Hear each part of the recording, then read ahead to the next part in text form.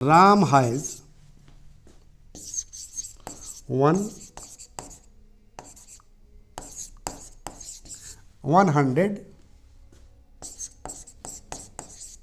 Rupees, यानी कि राम के पास 100 रुपया है।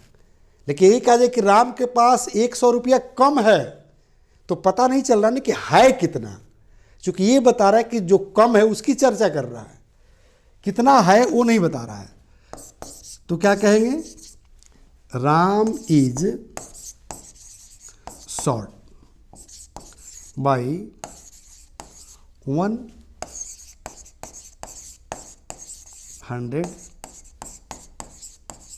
Rupees.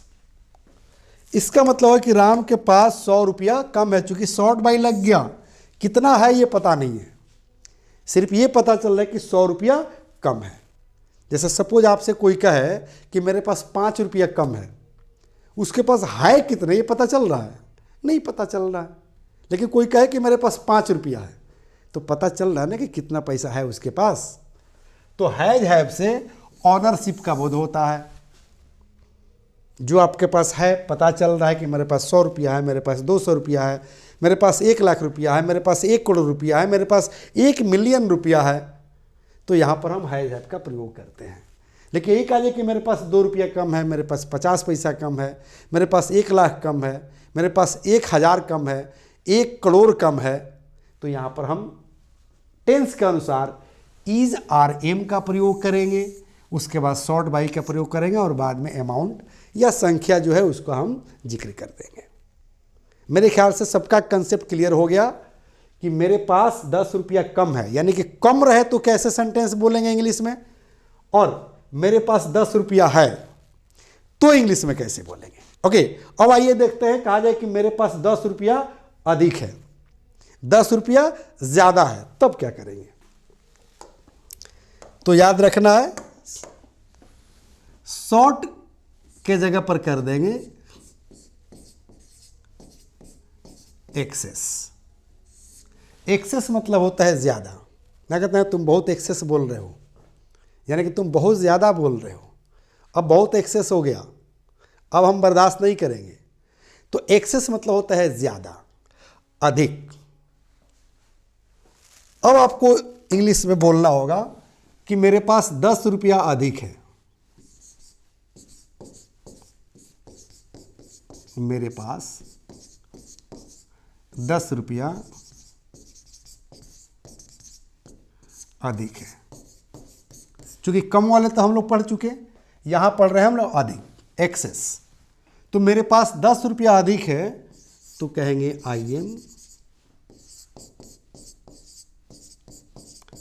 Access by 10 rupees.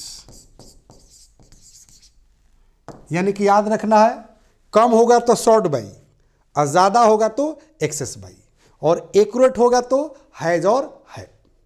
Okay, तो I am excess by 10 rupees. अब इसी को ऐसे हमको बोलना होगा, सब्जेक्ट चेंज करके, तो कहेंगे कि सी इज एक्सेस बाई 100 रुपीज। यानी कि उसके पास 100 रुपया ज्यादा है, मेरे पास 500 रुपया ज्यादा है, तो I am excess by 500 rupees. मेरे पास 1 करोड़ रुपया ज्यादा है, तो I am excess by 1 crore rupees. कोई दिक्कत नहीं है, आसानी से कंसेप्ट समझिए, आसानी से इंग्लिश में बोलना सीखिए। ओके, चलिए, अगर टेंस बदल जाता है तो क्या करेंगे। टेंस बदलने का मतलब, अगर पास्ट टेंस में चला गया कि मेरे पास 10 रुपया था, तो याद रखिएगा जो हैव लगा रहे थे उसके जगह पर हैड लगा दीजिएगा। क्या लगा दीजिएगा, हैड लगा दीजिएगा। कि मेरे पास 10 रुपया था, मेरे पास 50 रुपया था, मेरे पास 100 रुपया था, मेरे पास 1 करोड़ रुपया था। ओके, जैसे मान लीजिए कि आपने कह दिया